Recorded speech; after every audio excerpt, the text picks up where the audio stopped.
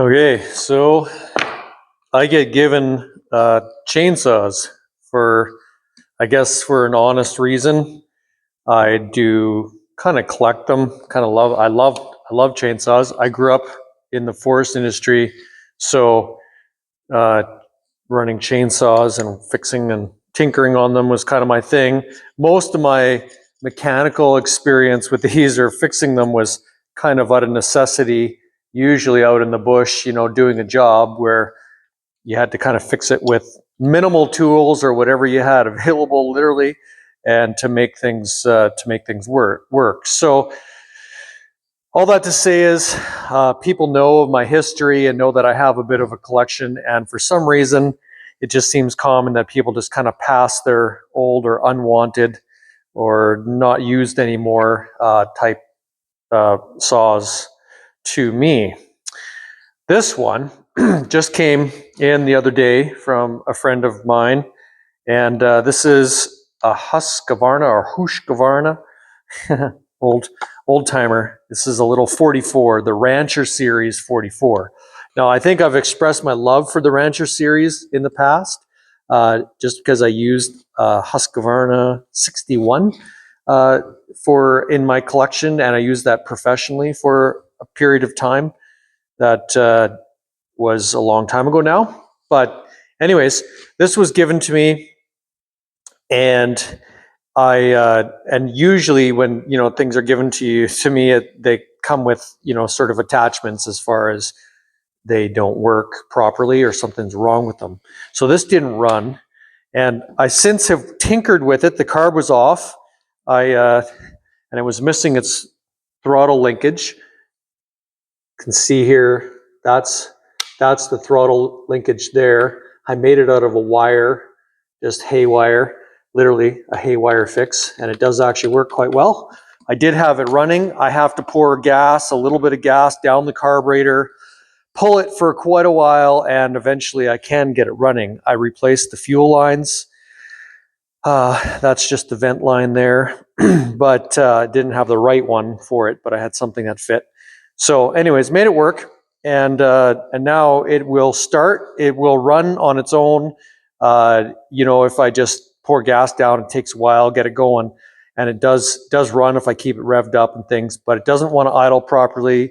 And then secondly, when I shut it off, it won't start on its own without priming the carburetor with a little bit of gas. So what we're going to do today is I'm just going to pull this carb back off. It's just 2 bolts here and a little bit of linkage, and off it comes. And I'm just going to take the carb apart, put my spectacles on here because I need them to see anything detailed these days.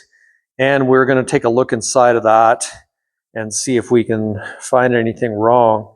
I'm assuming that it's probably gummed up a little bit too, so maybe a cleaning, and we will try this again, see if we can get it working.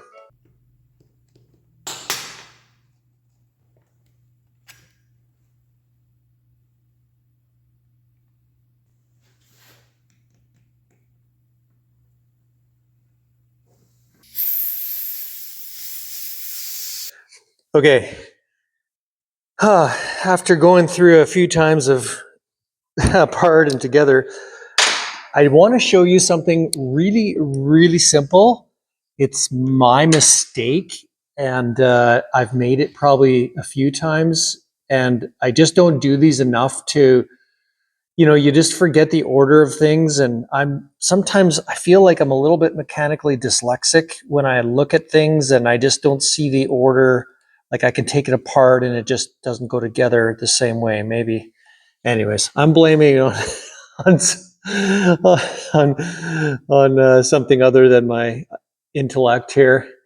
But anyways, you can be the judge. So let me show you, because I have made this mistake before, and I just made it again, and I want to just show people, because this could save somebody a lot of frustration in the future. So this was working. I just put it back together. It was working fine, but I pulled it all apart just for you because I want you to see this, and I hope it helps somebody else out there. Besides the fact there's a little bit of corrosion or some rust on that. Not worried about that. So here's what I'm talking about. This is the diaphragm for the for monitoring the fuel, for regulating the fuel flow out of the carburetor, and you can see some fuel floating around in there. So it is so stupid simple that I'm just embarrassed about it a little bit. So you can see here, I took the diaphragm off. First, I took this top plate off, then the diaphragm. It has a seat direction. So this way sits down. It's got a little tiny, where's my pointer here? It's got a little tiny knob that sits out, and it pushes on this little metering. It's a rocker switch really at the end of the day, but it's pushing on this little metering tab here that when you push that, it lifts the needle out of its seat. That needle actually has a little bit of a rubber surface on it as well, sometimes where it seats. So there's a number of things to be aware of. One is that seat gets old and it gets worn out. So you have to kind of look at those, and I did. I had this one all apart. They're a bit precarious to take apart because they have a spring under there that is kind of hard to get back together. So you have to be very careful when you do it. So I won't take that apart now. You see this gasket that's against the body. If you happen to take this apart, which I did, and you just, not thinking, you take this gasket off, and it's a directional gasket. You can't really mess it up. It's got a couple little tabs. It sits in grooves. But let's say you get everything right, but you put this in first, which I did. You put this down first, and then you put the gasket on last, and then you put the cover back on.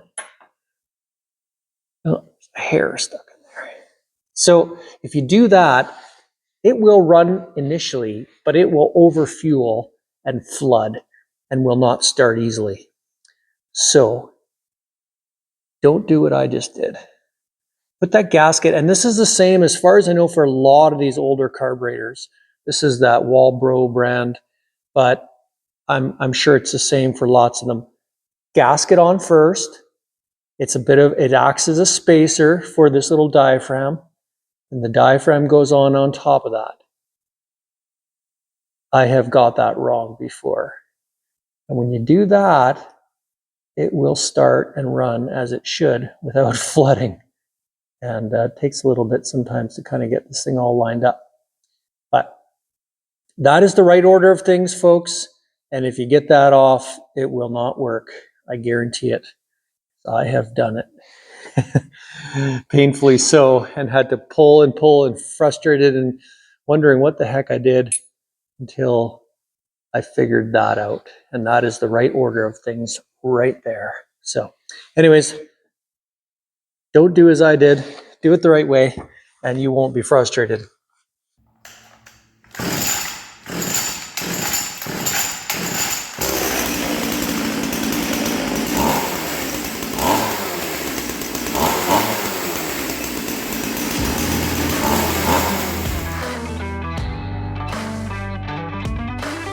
Thanks for watching. Don't forget to like, subscribe, and share.